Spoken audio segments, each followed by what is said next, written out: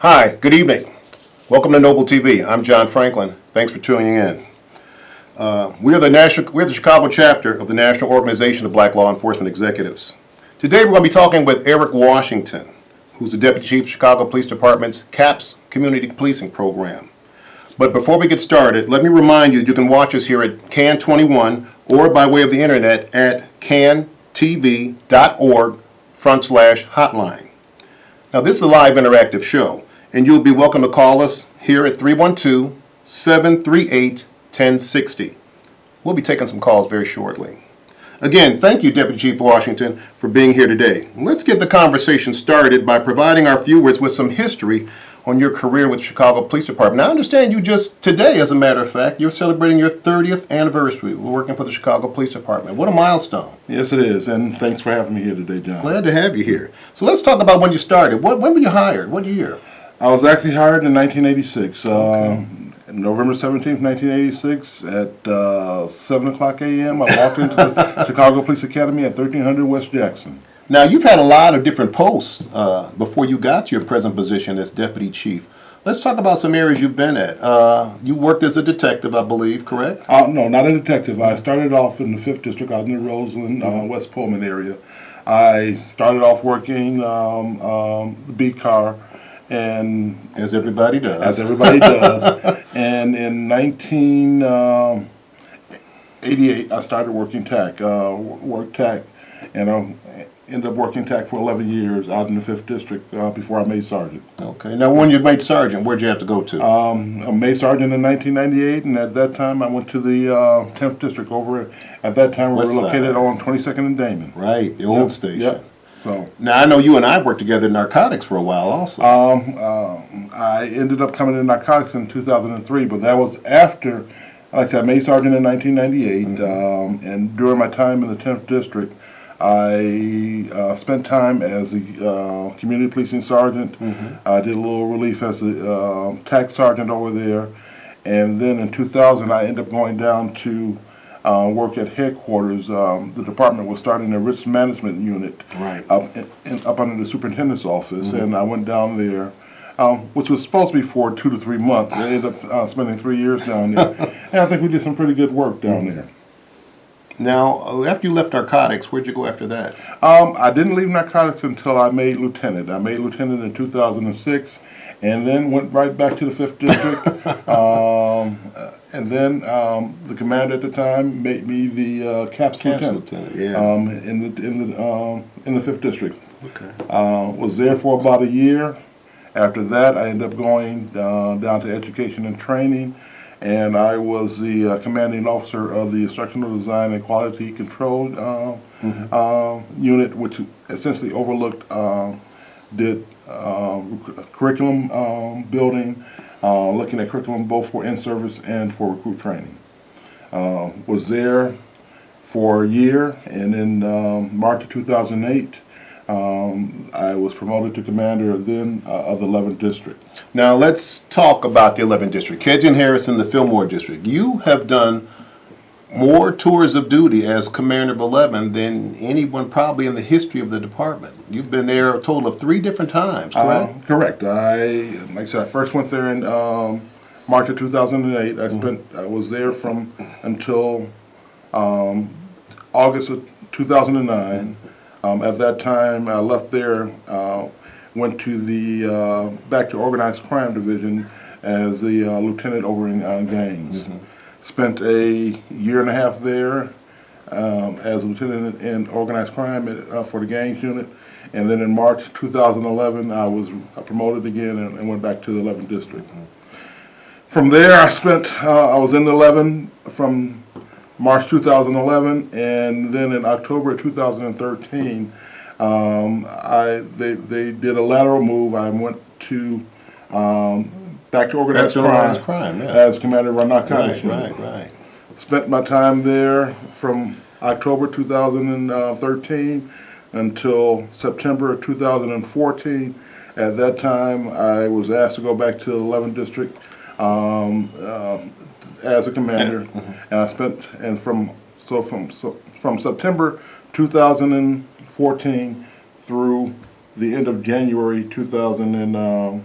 15. I was in 11, then back to narcotics. Now, let's talk a little bit more about 11. For those of our viewers that don't know, the 11th District, the Kedzie Fillmore area, the Fillmore area, that's a hard command. That is one of the more violent areas of the city, and you've always got a lot of crisis events going on there, correct? The 11th District, It's when busy. You It's talk about definitely violence busy, in the yeah. city, you generally talk about two areas. The 11th District being one, and the other one being the 7th District, which was in Inglewood. And going there, during my time there, a lot of times we were leading the city as far as districts in the violence. But over the course of my time there, through the work of the officers working there in the 11th District, we started gradually bringing down the violence. My first year there, we had approximately about 53, 54 murders. Over the course of the next couple of years, I know that following year there was 54. 2010, about 54. And when I got back to in 2011, some good things started happening. Like I said, officers in 11 districts always work very hard. That's one good thing about it. No matter who's there, they work hard for you. And then we gradually started bringing down the number of murders that we had in the 11th district.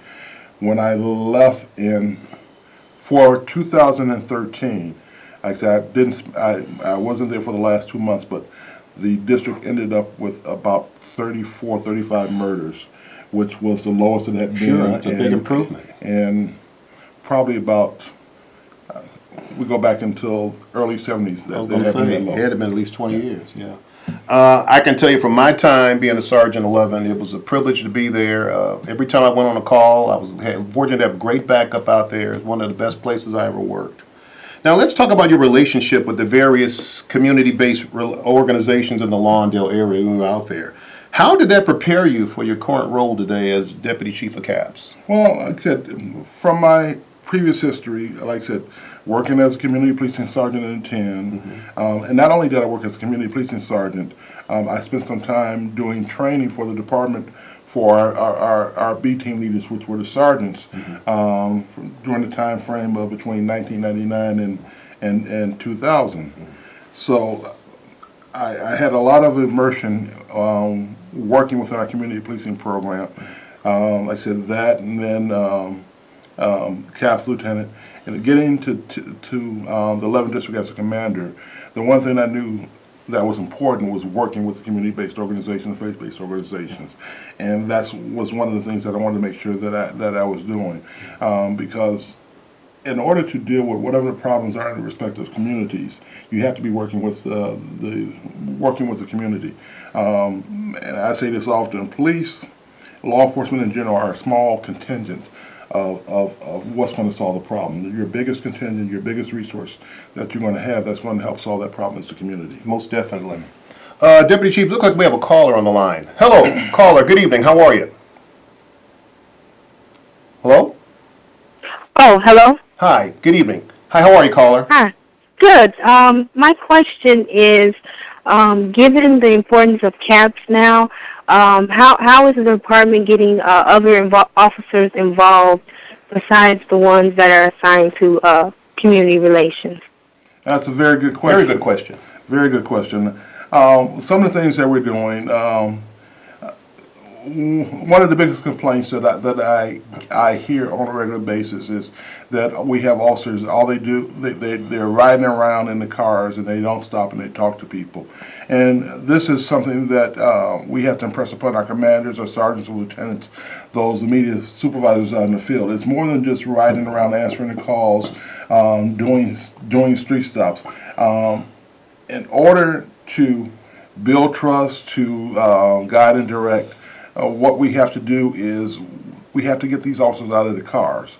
And that is, like I said, that's one of the things that we're doing on a regular basis, trying to make sure we're getting the officers out of the cars, stopping, talking, and we know sometimes to get things going, you have to track some things, and we're tracking that. And so that's one of the things we let them know. You have to get out and know, get to know the neighbor on the block. You have to get out and know who the good kids are versus the kids that are causing the problems. And when you're out of the cars, walking down the blocks, talking to people, that's where you get to know the neighborhood. Definitely. Thank you, caller. Seems like we have another one on the line. Hello, good evening. How are you? Hello? Hello, how are you? Hi, good evening. How are you? Your comment or question, ma'am? Yes, and my question is this. Does C.A.P.S have any new programs or initiatives that are going to be forthcoming? Okay, thank you. Another good Good question. question, Each district has various programs that run. There are certain things that we expect our districts to do. Like I said, some of the things that we do expect them to do, expect them to be working with court advocacy, domestic violence, or working with our seniors. But one of the key things that we want to make sure they're doing on a regular basis is working with our young people. Some of the things that as far as working with young people, we have our Explorer program. Some districts Explorer programs, just a few kids, but first let me explain. Explorer programs is part of the Boy Scouts of America, and we're working with Boy Scouts of America to actually pump up and expand out on our Explorer program. So that's one thing. Then we have our peer jury. That's where juveniles who have been arrested on some offense that doesn't necessarily need to go and be adjudicated at court. They're standing before their peers and In the community. in the community, and that is how we're adjudicating those cases, trying to keep those kids out of the juvenile justice system.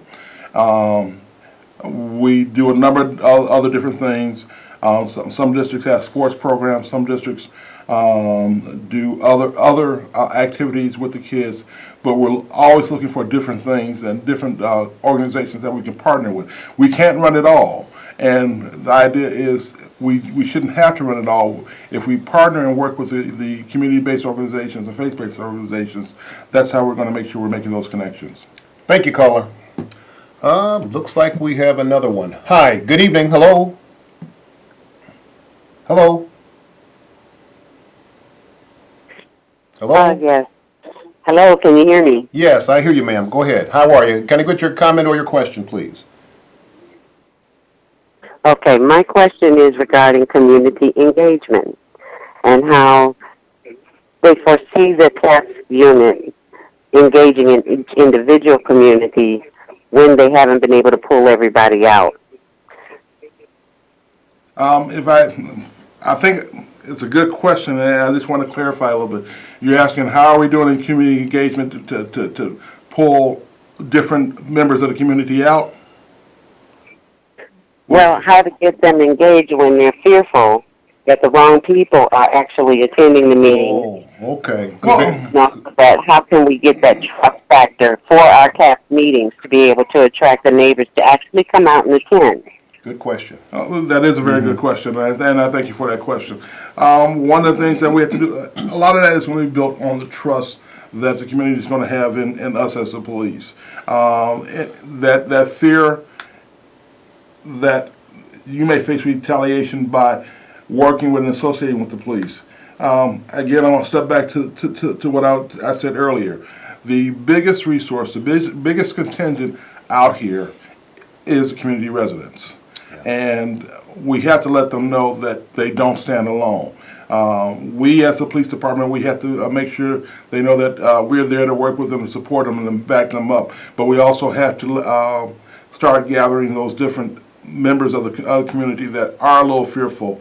They may call about a problem, but they're worried about being seen or coming out to a meeting. And we have to assure them that we have their back and that other members have their back. And as we start pulling all that together, you'll start to see a force multiplier. I would also add that they don't have to always come to meetings. There are alternate routes to get information to the police other than going to a beat meeting. You can always call or meet with someone away from a beat meeting to provide information pertaining to criminal acts or crimes in your community. You don't always have to come to a C.A.P.S meeting to inform the police of what's going on. We've got one more caller, Deputy Chief, so let's take that one. Hi, good evening. Welcome to N.O.B.L.E TV. Hello. I just wanted to know, have you seen much progress through the programs you've already begun to implement? Well, yeah, we definitely see progress. It's slow. Nothing is going to change immediately, and that's the one aspect about it. It is a slow process, and by how slow sometimes it can be, you might get discouraged, and that's one of the things when I ask you is not to get discouraged. I mean, we have to continuously work. The trust that we have to work on, have to build, that's a slow process as well. There's things that we as a department have to ensure that we're doing in order to Most definitely. make sure that people know that it's serious, that we're transparent, that it's not just a show. So just like I said, I can go to particular communities. And I'll take the 5th District for one. There's a number of different good things that are happening out there. And I want to point out one particular case. A person out there was essentially wreaking havoc out there. And they garnered support from the community where when this young man came up to trial, we had 50 people going to court on a regular basis for court advocacy. And he was found guilty. His sentencing is coming up. They were so enthused about what was happening and what happened with that court case. They want to go back for the sentencing hearing, and we're going to make sure they get there. We're going to make sure we arrange a bus to get them there and everything else. So we see the support. And the community sees that we're being open and honest and transparent with them. So so I do see the progress. Like I said, it's slow, but we're getting there. Thank you, caller. Now, let's talk about how C.A.P.S originated here in Chicago, Deputy Chief. How did C.A.P.S originate? When did it originate? Chicago Police Department has been up under the banner of C.A.P.S, or community policing, since 1993. That was up under then Superintendent Matt Rodriguez. Yes. One of the architects for community policing at the time. If I remember correctly, I think his rank at that time was Deputy Superintendent Charles Ramsey, Right. who subsequently left and became Chief of Police in Washington, D.C., and most recently Philadelphia. So that was 1993.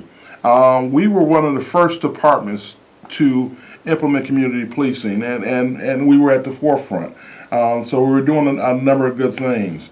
And I'd say we're still doing a number of good things. We just have to make sure we're focused in what we're doing.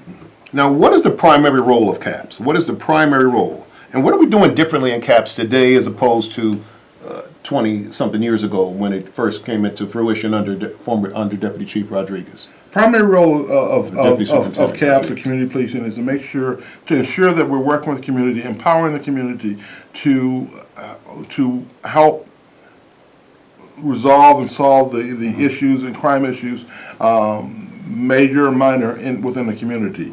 Some of the things that we're doing differently, we're doing a lot more engagement, or trying to do a lot more engagement with our young people. As we need to do. Yeah, that was one aspect. We've always had some parts of youth engagement, but and I've seen this for years, is we have to make sure that the young people are part of the strategy, the whole process. We can't just say, come, have fun, Right. Let's go do this.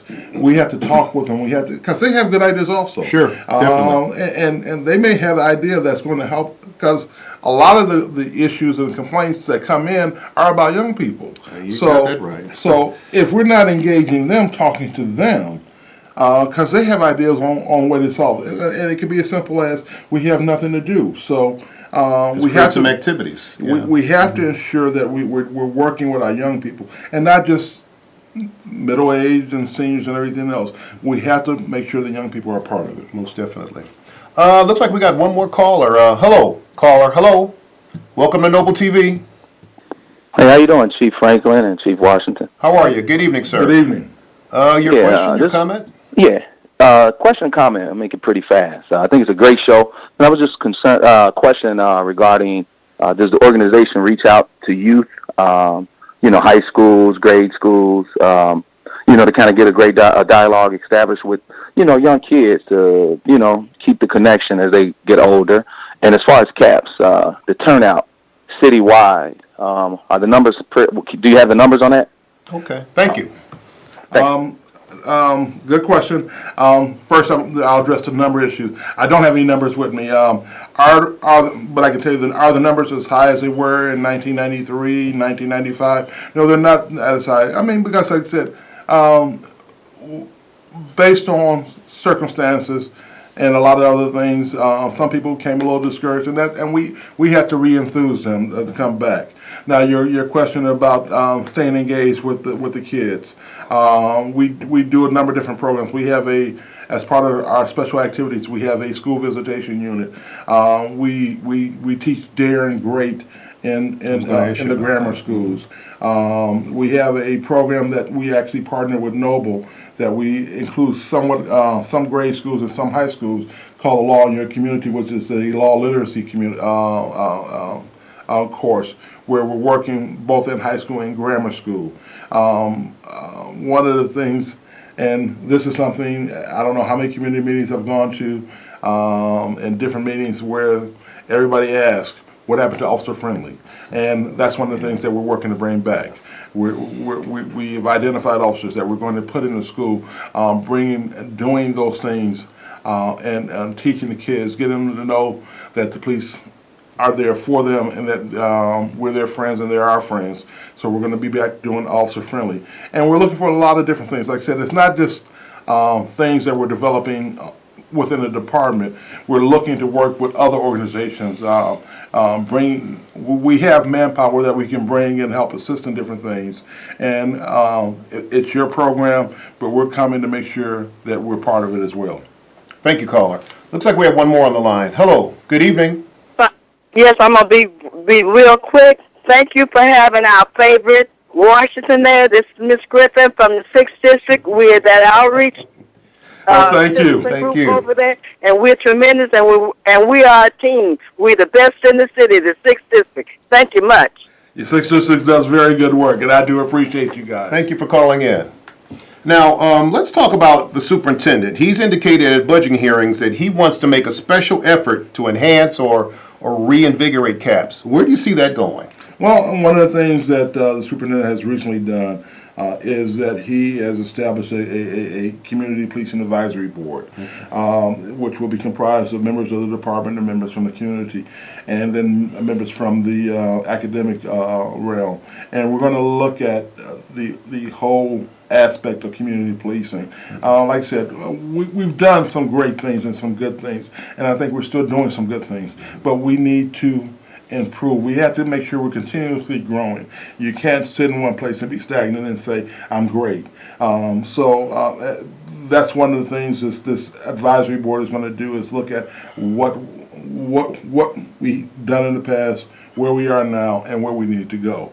And so this board, like I said, it's members of the department, members from the community, and then members from the academic realm. Now, does the department still hold monthly beat meetings in the districts like they used to? We still do beat meetings. Some districts still do monthly beat meetings. Some districts do bi-monthly. Okay. There was an evaluation that was done essentially during 2010, and talking and working with the community. And some communities felt they didn't need to meet every month, so it was decision was made to meet bi-monthly. I know, and I'll fall back on the 11th district. Like I said, I was there a number of times. That's one of the districts that still does meetings on a monthly basis.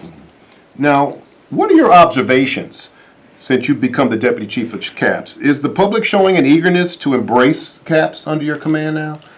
You say, are they showing an eagerness? I don't think the public ever lost the eagerness to do it. And this has been my impression. They have always wanted to work with the police, and they continuously want to work with the police.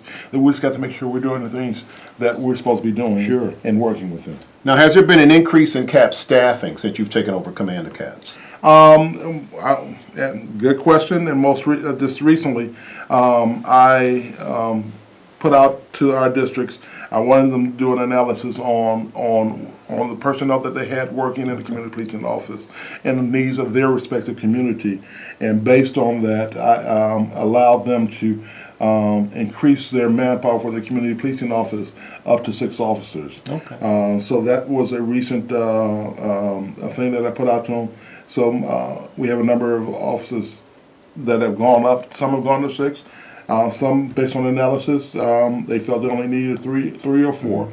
So, so short answer to the question, yes, there's been an increase in staffing. Good. Now let me ask you this: what does it take to actually be a C.A.P.S officer? It really takes a really outgoing type of individual, I would think. You have to be a person that likes to work with people. Yeah. That you don't have a problem sitting down listening, have a concern, and then it's more than just listening. You have to be responsive, and whatever the issue is, get back to that person and let them know where they are, what their concern was, and where you are. Follow up. Definitely have to follow up. And then on the other end, like I said, you have to be able to encourage your community members to actually be participatory. Yeah, and, definitely. Because, like I said, we can't do it alone. Most definitely.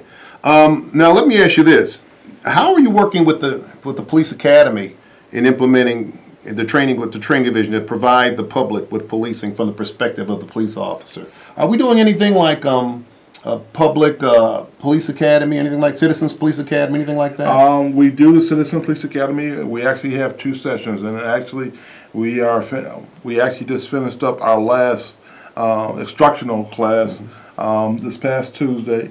This coming Tuesday on the 22nd is graduation for that class, but we do it twice a year. We do it once in the fall, generally starting in April, and then for the springtime starting in April, and in the fall we start in September.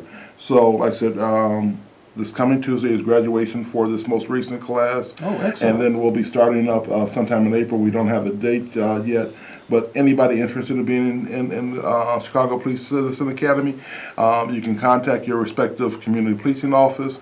You can call my office, and I'll give you the number. The number is 312-745-5900, and we can give you the date on which we're going to start. It's an application process. It's a matter of submitting the application. We do review of the application, and then get you going into the police academy. Just so you know, we do it. We meet once a week. Once we start, we generally meet on Tuesday from 6 until 9 o'clock, and we do a 10-week program. That's excellent. Now, how much input does the community have in the decisions about C.A.P.S and the future direction of C.A.P.S? I think they have a great deal of input, because if we have a meeting or do something and say this is for the community, and the community has no input, they have no reason to respond. True. So we have to make sure that we are including them. I don't want to say including them, that we are following their lead, because that's what it's all about. It's following their lead, because we spend time in the community working, but they live there. Right. Most definitely. Well, Deputy Chief, I want to thank you very much for coming here. I think the public has gotten a good eyeful as to what we're doing at C.A.P.S, where we've been, and where we're going. I want to thank you all for tuning in to N.O.B.L TV. And once again, come back and see us again. We're here every Thursday at 7:30 p.m. Again, thank you for tuning in to N.O.B.L TV. See you soon. Thank you.